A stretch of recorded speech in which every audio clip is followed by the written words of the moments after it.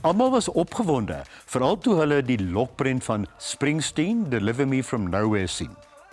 Die indruk word gewek van 'n reuse konsertfilm. In werklikheid gaan dit oor Springsteen se geveg teen depressie en selfvernietiging wat oorbeklemtoon word.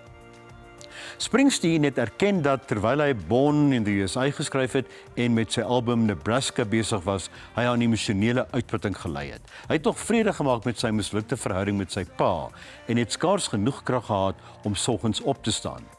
Meeste liedjies wat hy geskryf het, het hy op sogenaamde demo-tapes gedoen en net so vir sy platemaatskappy gegee, want hy wou die depressie so laat deurkom.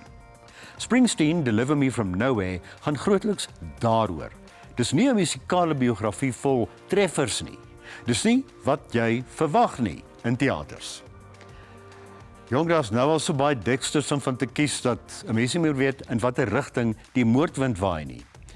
Daar pas weer 'n nuwe Dexter-reeks begin, Resurrection, maar ek wil teruggaan na Dexter Original Sin. Dit gaan oor wat jong Dexter beïnvloed het om 'n moordenaar te word. Patrick Gibson speel die rol van die jong Dexter en beeld uit hoe veral sy pa, Christian Slater, hom beïnvloed het om die doodspad te kies.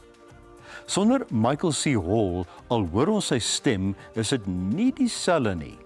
Dexter Original Sin het nie te goed gevaar nie.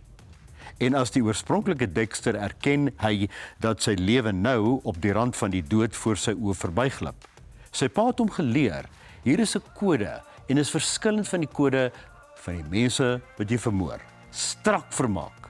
Dexter Original Sin, dit wys op Showmax. Jy kan hierdie resensies op Ontbytsake se webtuiste lees. Volgende week kyk ons na al die nuwe reekse en flieks wat tans op televisie en in teater speel. Ek groet tot dan.